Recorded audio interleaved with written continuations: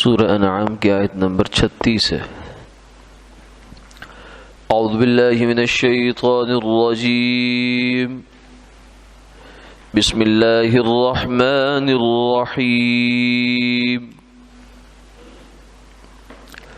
انما يستجيب الذين يسمعون والموتى يبعثهم الله ثم إليه يرجعون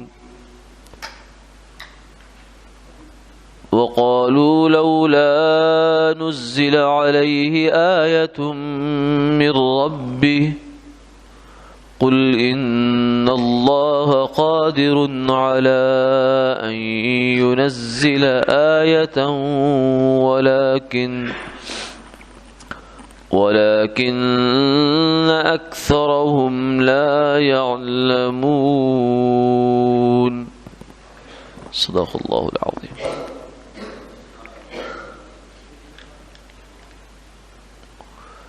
وہی لوگ مانتے ہیں جو سنتے ہیں،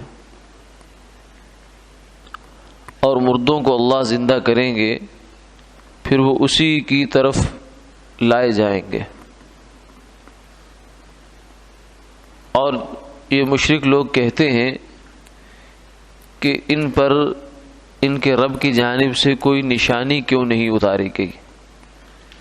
آپ فرما دیجئے کہ بے شک اللہ قادر ہے اس بات پر کہ وہ نشانی اتارے، لیکن ان میں سے اکثر نہیں جانتے۔ اللہم صلی اللہ۔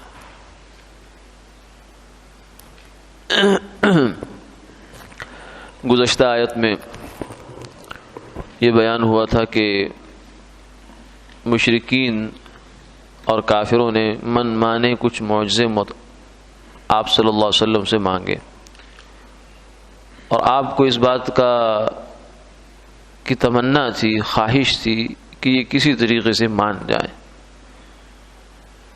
اور یہ خواہش و تمنا اللہ نے ہی رکھی تھی۔ لیکن ساتھ میں اللہ تعالیٰ نے یہ فرما دیا کہ آپ کو اتنا زیادہ ان پر غم کرنے کی ضرورت نہیں ہے، کیونکہ آپ جو چاہتے ہیں کہ ان کے من مانے معجزے عطا دے دیے جائیں، تو اس کے باوجود بھی انہوں نے ماننا کوئی نہیں، لہذا آپ اتنا زیادہ ان کے فکر میں اور غم میں گھلے نہیں۔ آگے فرمایا کہ نہ ماننے کی وجہ کیا ہے۔ آج کی آیتوں میں اس کی وجہ بیان ہوئی ہے، اور ایک اصول بھی بیان ہوا ہے، اور یہ اصول بڑا اہم ہے ہماری زندگی میں، مسلمان کی زندگی میں بھی بڑا اہم ہے۔ اگرچہ یہ پس منظر تو کافر کا ہے، کافروں کی بات ہو رہی ہے، لیکن بات اصولی ہے اور وہ مسلمانوں کے ساتھ بھی پوری منطبق ہے۔ فرمایا کہ مانتے وہ لوگ ہیں جو سنتے ہیں۔ اور سننے کا مطلب کیا ہے؟ سننے کا ایک ظاہری مطلب تو یہ ہے کہ ہم جس کے بھی کان ہیں وہ سنتا ہے، دیوار نہیں سنتی یا درخت نہیں سنتا کیونکہ ان کے کان نہیں ہیں، تو جس چیز کے بھی کان ہیں جانور کے وہ سنتا ہے۔ لیکن اللہ تعالیٰ فرماتے ہیں کہ نہیں، سننے میں فرق ہوتا ہے۔ ایک ہے سر کے کانوں سے سننا، اور ایک ہے دل کے کانوں سے سننا۔ جیسے کہتے ہیں کہ میری بات دھیان سے سنو، یعنی غور سے سنو، اس پر غور کرو، اس پر دھیان دو، یعنی کانوں میں صرف ڈال کر ایک کان سے سنی اور دوسرے کان سے نکال دی، یا سنی ان سنی کر دی۔ ہمارے یہاں کہا جاتا ہے فلاں نے میری بات سنی ان سنی کا مطلب ہے نہ سنی، یعنی سنی تو ہے اس نے لیکن نہیں سنی۔ تو یہ والا سننا جو ہے نا، یہ انسان کی ہدایت کے لیے ناکافی ہوتا ہے، یہ کافی نہیں ہوتا۔ اس لیے فرمایا انک لا تسمع الصم الدعاء، کہ اے میرے محبوب آپ بہروں کو اپنی پکار نہیں سنا سکتے۔ اذا ولوا مدبرین، جبکہ وہ بالخصوص ایک بہرا آدمی ہے، وہ آپ کے سامنے اگر بیٹھا ہے تو چلو وہ ہونٹ ہلتے ہوئے دیکھ کر کچھ باڈی لینگویج سے انسان اندازہ لگا لیتا ہے، لیکن جب وہ اٹھ کر چلا جائے تو آپ پیچھے سے اس کو کچھ نہیں سنا سکتے۔ تو فرمایا کہ یہ جو مشرکین مکہ ہیں یہ ایسے ہی ہیں، یعنی بہرے ہیں، ہاں دل کے کانوں سے بہرے ہیں، ظاہر کے کانوں سے سنتے ہیں اور دیکھتے بھی ہیں، لیکن دل کے کانوں سے بہرے۔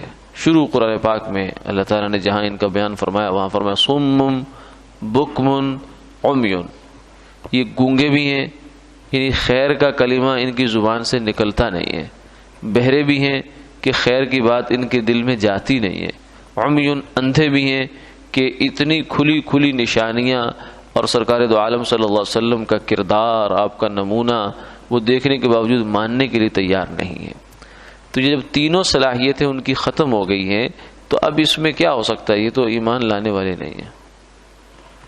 تو یہ اس لیے فرمایا کہ ایک ہے انسان کے ظاہر کے کان، ظاہر کے اعضاء، اور ایک اصل میں دل ہے، یا دماغ کہہ لے آپ، دل کہہ لے، یہ بھی ایک اختلافی سا مسئلہ بعض لوگ بنا لیتے ہیں کہ دل میں عقل ہوتی ہے، دماغ میں ہوتی ہے، اس سے کوئی فرق نہیں پڑتا کہ جہاں مرضی ہو۔ اصل سوال یہ ہے کہ اس عقل کو استعمال کرنا ہے، اس فہم کو اللہ کے حکم کے ساتھ استعمال کرنا ہے، اس کے اللہ کے حکم کے مطابق اس کو استعمال کرنا ہے، چاہے وہ دماغ میں ہوتی ہے دل میں ہوتی ہے۔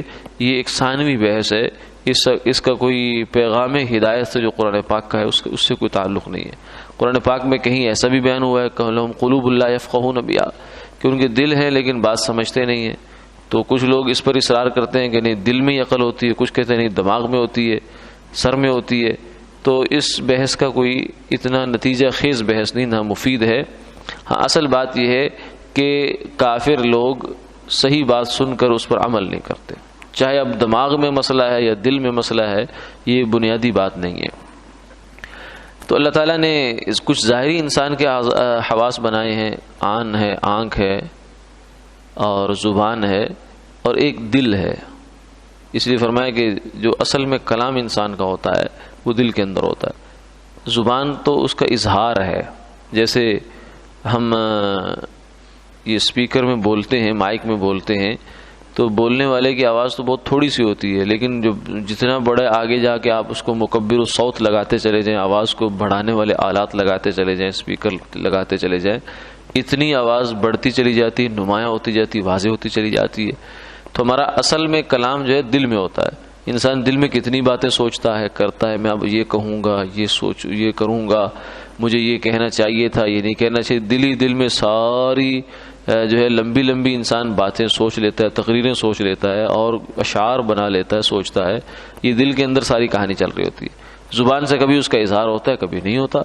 اسی طریقے سے آدمی جو سنتا ہے تو وہ بھی ظاہر کے کان جو ہے نا، یہ تو صرف ایک ذریعہ ہے بس، یہ اصل میں انسان کے آگے جو قوت فیصلہ ہے وہاں تک بات کو پہنچا دیتے ہیں بس۔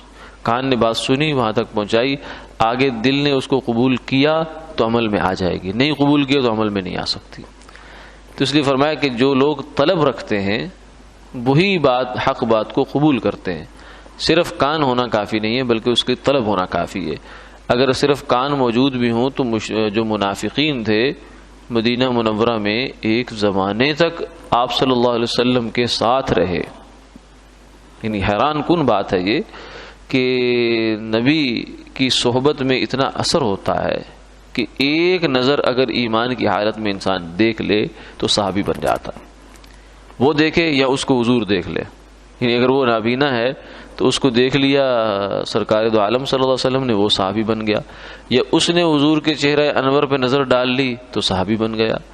تو یہ صحابی کیا ہے، یہ معمولی بات نہیں ہے، یہ اتنا بڑا مقام ہے، اتنا بڑا مقام ہے کہ پوری امت کے غوث، قطب، ابدال سارے اکٹھے ہو جائے، جتنے آئے ہیں وہ بھی اور جتنے قیامت تک آنے والے ہیں وہ بھی، اور بلکہ پوری امتوں کے جو ہیں وہ اکٹھے کر لیے جائیں، پوری انسانیت کے لوگ اکٹھے کر لیے جائیں، تو ایک صحابی کے ادنا صحابی، ادنا کا لفظ بولنا نہیں چاہیے لیکن یہ ان کے آپس کی نسبت کے لحاظ سے، یعنی اپنے رتبے کے لحاظ سے جو سب سے آخری درجے کے صحابی ہیں ان کے پاؤں کے جوتے کی خاک کے برابر نہیں ہو سکتے، اتنا بڑا مقام ہے صحابہ کا۔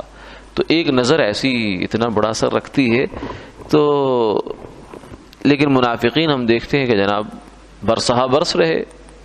منافق جو تھے مدینہ منورہ میں آپ نے 10 سال اگر قیام فرمایا ہے تو یہ تو نہیں کہ منافق کوئی 7ویں 8ویں سال مسلمان ہوئے، نہیں، بلکہ شروع ہی سے کہیں مسلمان ہوئے، 5 6 7 سال تو آرام سے انہوں نے حضور کا زمانہ پایا ہے منافقین نے، لیکن اس کے باوجود کوئی اثر نہیں تھا ان پر، کلام الہی سن رہے ہیں، وہی آتی بھی دیکھ رہے ہیں، مسلمانوں کے پیچھے نمازیں پڑھ رہے ہیں، حضور کی معیت میں نمازیں پڑھ رہے ہیں، لیکن اثر نہیں ہو رہا۔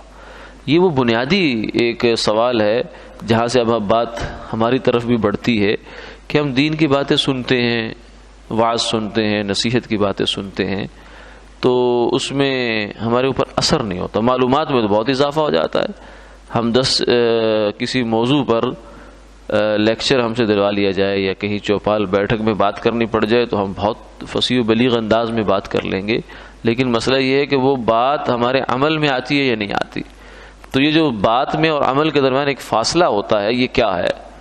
اس آیت مبارکہ میں یہ بیان فرمایا کہ اس میں فاصلہ ہے طلب کا۔ طلب، جو انسان طلب لے کر اللہ کی بیٹھتا ہے اور اللہ کی ہدایت کی طلب لے کر بیٹھتا ہے، اللہ اس کو ضرور نوازتے ہیں۔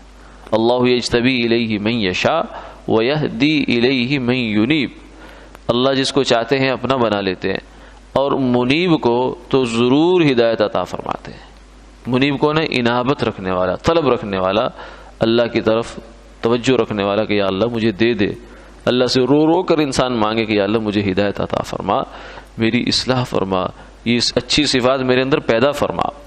تو ایسا ہو نہیں سکتا کہ انسان سچی دل سے مانگے اور اللہ اسے عطا نہ فرمائے۔ اس لیے ایک بزرگ فرمانے لگے کہ تاریخ عالم اس بات پر گواہ ہے، انسانی تاریخ اس بات پر گواہ ہے کہ آج تک کبھی ایسا نہیں ہوا کہ کسی نے اللہ سے اللہ کو مانگا اسے اللہ نہ ملے ہو۔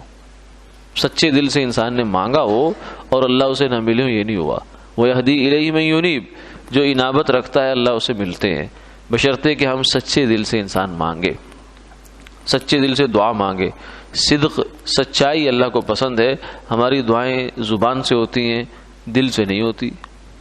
اوپر اوپر سے ہم کہہ رہے ہوتے ہیں یا اللہ ہمیں نیک کر دے، یا اللہ ہمیں نیک انجام کر دے، ہمیں یہ کر دے، لیکن دل کے اندر ہمارے وہی ساری کہانیاں جو چل رہی ہوتی ہے۔ دل سے ہم، زبان سے ہم مانگ رہے ہیں یا اللہ رزق حلال عطا فرما، حرام سے ہماری حفاظت فرما، اور منصوبے ہمارے بالکل اسی طرح سے چل رہے ہیں کہ جو بینک میں ہمارا پیسہ سود پہ رکھا ہوا ہے، اس کو چھیڑنے کے لیے ہم تیار نہیں ہیں۔ رزق حلال کی دعا ہے۔ تو عمل میں اور زبان میں ایک تخلف ہے، بہت بڑا فاصلہ ہے جو طلب کی بنیاد پر ہے کہ ہم نے سنورنے کی یا اس اپنے علم کو عمل میں ڈالنے کی نیت نہیں کی ہے۔ جب نیت نہیں ہے تو ہو نہیں سکتا۔ اللہ کا ضابطہ یہ نہیں ہے۔ قادر ہیں، جیسے پیچھے ہم نے دیکھا وَلَوْ شَاءَ اللَّهُ لَجَمَعَهُمْ عَلَى الْهُدَىٰ، کہ اگر اللہ چاہیں تو پلک جھپکنے سے پہلے سب انسانوں کو اعلیٰ درجے کے ولی بنا دے، اتنے نیک بنائیں کہ نیکوں کے بھی نیک بنا دے، لیکن فرمایا ایسا کریں گے نہیں۔ ہم نے کھلی چھوڑ دی، أَنُلْزِمُكُمُوهَا وَأَنْتُمْ لَهَا كَارِهُونَ، کیا ہم تمہیں یہ ہدایت زبردستی ٹھونسے تمہارے اوپر جبکہ تم چاہتے نہیں ہو؟ یہ ایسا ہم نہیں کریں گے، یہ ہمارا نظام نہیں ہے، دستور نہیں ہے۔ قدرت ہمیں حاصل ہے اس پر، لیکن یہ دنیا کے نظام میں ایسا ہوگا نہیں، کیونکہ دنیا دارالامتحان ہے، اور امتحان کے کمرے میں کسی سے زبردستی پرچہ حل نہیں کروایا جاتا، کسی کو مجبور نہیں کیا جاتا کہ تو بہر صورت یہی جواب دے اس کا، بلکہ اس کو بتانا بھی غلط سمجھا جاتا ہے، کیونکہ امتحان تو امتحان ہی ہوتا ہے۔ اگر سب کو وہاں بتا دیجیے تو پھر امتحان لینے کا فائدہ کیا ہے؟ اس لیے امتحان میں سارے ایک نمبر سے پاس بھی نہیں ہوتے، برابر کے نمبروں سے پاس نہیں ہوتے۔ اگر برابر کے نمبروں سے پاس کرنا شروع کر دے بورڈ سب طلبہ کو، تو سب سے پہلے جو اعلیٰ نمبروں پر کامیاب ہونے والے سب سے پہلے میدان میں وہ اتریں گے کہ ہماری راتوں کی محنتیں کہاں چلی گئی، ہم نے اتنے پیسے لگائے وہ کہاں چلے گئے، سارے گھوڑے گدھے ایک ہی صف میں کھڑے ہو گئے، سب برابر ہو گئے، یہ کیا ہو رہا ہے؟ یہ کتنی بڑی ناانصافی ہو رہی ہے۔ تو اس لیے اللہ نے فرمایا کہ ہم بھی ناانصافی نہیں کرتے۔ افنجعل المسلمین کالمجرمین ما لکم کیف تحکمون، کیا ہم مسلمان اور مجرم کو برابر کر دیں، ماننے والے اور نافرمانوں کو ایک ہی صف میں کھڑا کر دیں؟ جو رات کو اٹھ کر اللہ سے تہجد میں مانگ رہا ہے، دن میں روزہ رکھ رہا ہے، حرام کاموں سے بچ رہا ہے، اور دوسرا عیاشیاں فحاشیاں اللے تللے میں زندگی گزار رہا ہے، دونوں کو ایک ہی صف میں کھڑا کر دیں گے؟ ایسا نہیں ہوتا۔ ما لکم کیف تحکمون، جب تم نہیں کرتے ایسے تو ہم کیوں کریں گے ایسے؟ فرمایا کہ تم لوگ کیا اپنے خادم کو، اپنے غلام کو اپنی سیٹ پر بٹھاتے ہو؟ فرنٹ سیٹ پہ نہیں بٹھاتے، تو ایسے ہم کیوں بٹھائیں گے؟ جو کمتر ہے عمل کے اعتبار سے اس کو ہم آگے کیوں لائیں گے؟ ان اکرمکم عند اللہ اتقاکم، اللہ کے نزدیک اس کا مقام اور عزت ہے جو اللہ سے سب سے زیادہ ڈرنے والا ہے۔ تو اس لیے فرمایا کہ اصل کہانی یہ ہے کہ ہم لوگ نیت نہیں کرتے۔ حضرت جی مولانا انعام الحسن صاحب رحمہ اللہ ایک بڑے بزرگ تھے، وہ فرماتے تھے کہ اللہ تعالیٰ نے قرآن پاک میں جہاں اپنے گھر کا تذکرہ کیا ہے، ان اول بیت وضع للناس للذی ببکۃ مبارکا وہدی للعالمین، کہ قرآن پاک میں بیت اللہ کی دو صفتیں بیان فرمائی، ایک صفت ہے مبارک، ایک ہے ہدایت۔ مبارک مطلب برکت والا، ہدایت تو ہدایت ہی ہے۔ برکت وہ چیز ہے جو ہمیں ہر حال میں چاہیے ہوتی ہے، ہم اس کو لفظوں میں تو شاید بیان نہیں کر پائیں گے، لیکن کیونکہ لفظوں میں ہر چیز بیان ہو بھی نہیں سکتی۔ کسی سے کہا جائے کہ تم ماں کی محبت جو ہے نا اس کو ذرا بیان تو کرو کیا ہوتی ہے، اور پھر ماں کی محبت کو باپ کی محبت سے ذرا جدا کر کے دکھاؤ، دونوں ہی محبتیں ہیں، تو وہ کہے گا یہ کیسے ممکن ہے؟ میں محسوس تو کر سکتا ہوں لیکن جدا کر کے کھول کر لفظوں میں بیان نہیں کر سکتا۔ کیوں؟ کیونکہ یہ ایسے ہی ہے جیسے آپ کسی کو اس آزمائش میں ڈال دے کہ تو ذرا گلاب اور چنبیلی کے پھول کا فرق تو لکھ کر دے کہ کیسا ہوتا ہے، گلاب کے پھول کی خوشبو کیسی ہوتی ہے اور چنبیلی کے پھول کی خوشبو کیسی ہوتی ہے، تو کہے گا یہ لکھنے میں نہیں آتی یہ بات۔ یہ تو یہی ہو سکتا ہے کہ آپ کے ناک سے دونوں پھول لگا دیے جائیں، آپ خود ہی محسوس کر لیں گے کہ یہ ہے یہ ہے۔ تو کچھ چیزیں محسوس کی جاتی ہیں لیکن لفظوں میں شاید لانا مشکل ہوتا ہے۔ تو برکت وہ چیز ہے جو ہمیں زندگی کے قدم قدم پر چاہیے ہوتی ہے، ہر کام میں چاہیے، ہر موڑ پر چاہیے، ہر سانس میں چاہیے، زندگی میں چاہیے، شادی میں، بیاہ میں، تعلقات میں، رزق میں، ہر جگہ ہم کہتے ہیں اللہ برکت عطا فرما، برکت عطا فرما۔ تو یہ فرمایا کہ بیت اللہ میں برکت رکھی ہم نے۔ اور دوسری چیز ہے ہدایت۔ ہدایت میں وہ چیز ہے، وہ ہماری ضرورت ہے جو ہمیں قدم قدم پہ چاہیے، کیونکہ ایک ہدایت تو وہ ہے جو ہمیں ایمان کی صورت میں مل گئی الحمدللہ، پھر آگے دین کی موٹے موٹے احکامات کی صورت میں مل گئی، اور پھر ایک ہدایت وہ ہوتی ہے جو ہمیں زندگی کے ہر موڑ پہ چاہیے ہوتی ہے۔ یعنی کتنے زندگی کے فیصلے ایسے ہیں جہاں ہم دو راہے پہ کھڑے ہوتے ہیں کہ ادھر جاؤں یا ادھر جاؤں، یہ کروں یا یہ کروں، یہ پتہ نہیں صحیح ہے یا یہ صحیح ہے، تو وہاں بھی ہمیں رہنمائی چاہیے ہوتی ہے، صحیح راستہ دکھا دے اللہ تعالیٰ ہمیں۔ تو یہ ہم دعا بھی اللہ سے مانگتے رہتے ہیں اہدنا الصراط المستقیم، اسی لیے اس دعا کو سورہ فاتحہ میں یہ ایک دعا ہی ہے، اسی لیے اس کو سورۃ الدعا بھی کہتے ہیں۔ تو ہر نماز کی ہر رکعت میں ہم یہ مانگتے ہیں، تو اتنی زیادہ ہدایت مانگنے کی کیا ضرورت ہے؟ اصل وجہ یہ ہے کہ ہمیں ہر روز چاہیے ہدایت، جیسے ہر روز آپ کو روٹی چاہیے، ہر روز پانی چاہیے، ہر روز بلکہ ہر روز میں کتنی دفعہ ہمیں سانس چاہیے کہ اس کے بغیر ہمارا گزر اوقات نہیں، ایسے ہی ہمیں ہدایت بھی چاہیے۔ تو فرمایا کہ دو چیزیں ہیں بیت اللہ کے اندر، اللہ نے کھول کر بیان کی کہ یہ ہیں، لیکن اب مسئلہ یہ ہے کہ یہاں سے ہمارے حاجی جاتے ہیں، ہم جاتے ہیں، اور جیسے گئے ویسے ہی واپس آ گئے۔ خر عیسیٰ گر بمکہ رود خر بود خر بود، کہ عیسیٰ کا اگر گھوڑا گدھا مکہ بھی چلا جائے تو گدھا ہی ہے، گیا تھا تو بھی گدھا تھا، واپس آیا تو بھی گدھا ہی ہے، اس سے کوئی فرق تو نہیں پڑا اس کی طبیعت پہ، اس کی ذات پہ۔ تو فرمایا کہ وجہ یہ ہے کہ ہم جیسے گئے ویسے ہی واپس آ گئے، کیونکہ ہمارا حاجی نیت لے کر نہیں جاتا کہ میں نے کچھ وہاں سے لے کر آنا ہے۔ زیادہ سے زیادہ نیت کیا ہوتی ہے؟ حاجی صاحب نام کے ساتھ لگ جائے گا، حاجی صاحب الحاج، 2 حج ہو گئے تو 3 ہو گئے تو الحاج ہو گیا، ورنہ حاجی صاحب ہو گئے۔ تو یہ نیت ہوتی ہے اور وہ مل جاتا ہے۔ اور اللہ کے خزانے میں تو کہانی یہ ہے کہ جو نیت کرو گے، جتنی کرو گے وہ ملے گا۔ ہدایت کی طلب نیت لے کے جائیں گے، ہدایت ملے گی، برکت کی نیت لے جائیں گے، برکت ملے گی، اور اگر صرف حاجی صاحب کا ٹائٹل نیت لے کے جائیں گے تو ٹائٹل مل جائے گا، نیک نامی کی نیت لے کے جائیں گے نیک نامی مل جائے گی۔